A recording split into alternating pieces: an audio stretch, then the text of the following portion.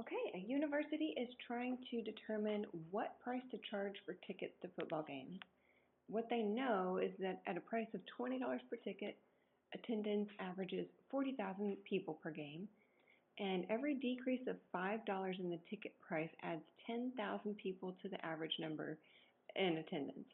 So every person at the game spends an average of $5 on concessions. So what ticket price should be charged to maximize revenue, and how many people will attend at that price? Okay, the key part here is to define your variable well in such a way that it will allow us to write revenue in terms of that variable. Okay, so what I did in class when we did a similar problem was I let x be the number of dollars that we decreased the price by. However, in this one, it says every decrease of $5 adds 10,000 to the average number in attendance.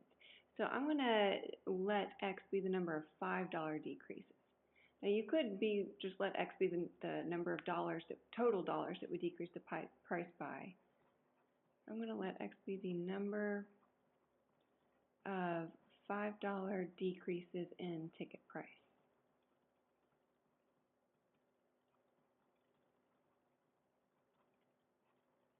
Now it's pretty difficult to jump straight to the equation in terms of x, so I'm going to write it out in words here.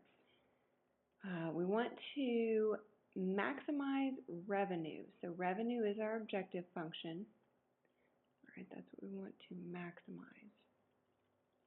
Okay, revenue at the football game is coming from two sources. There's revenue from ticket sales, and there's some revenue from concessions. So first, let's just break it down very generally like that. And in fact, let's even get more descriptive in words too here. Okay, the revenue from ticket sales, just in your words, that would be the number of tickets that they sell times the price that they're sold at. Okay, so that would be number of tickets sold times the ticket price. That's how much revenue they make from ticket sales. Okay, plus the revenue from concessions. Well, it says every person at the game spends an average of $5 on concessions. So how many people are at the game? Well, let's assume that everybody who buys a ticket attends. So it's the number of tickets sold times $5. Okay, so then we need to figure out the number of tickets sold and the ticket price in terms of x. Okay, so the number of tickets sold in terms of x, which x is the number of $5 decreases in ticket price. So we know that basically what we're starting with is $20, right? We're saying, okay, currently we're selling tickets at $20. Let's say it that way.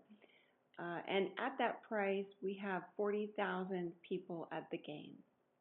Okay, but if we decrease the price of a ticket by $5, another 10,000 people will actually come.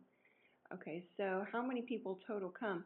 You may want to write out the first few numbers, and I think you'll get it. So let's just write out, if x was 1, this is like my scratch work here.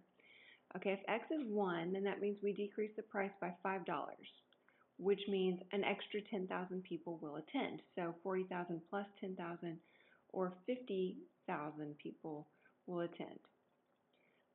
If x is 2, that means we're dropping the price by another $5, or by a total of $10, which would mean ticket price is 10. So that would add another 10,000 on, so 60,000 people would attend. Okay, and if x is 0, 40,000 people attend. So in terms of x, what we want is an expression that describes how many people come in terms of x. Well, we're starting with 40,000 when x is 0, plus each time x increases by 1, we add on another 10,000 people. So plus 10,000 x. That's how many tickets we're going to sell in terms of x. Okay, then we also need a ticket price in terms of x. So ticket price is starting at $20, right? And then we decrease it by $5 for each X. So ticket price is 20 minus 5X. Okay, so now we can put this all together into our revenue function. I'm going to do this over here. So revenue in terms of X then would be, okay, number of tickets sold right here is 40,000 plus 10,000X times the ticket price is right here, 20 minus 5X, plus the number of tickets sold right here, we already found that right here, is also 40,000 plus 10,000X.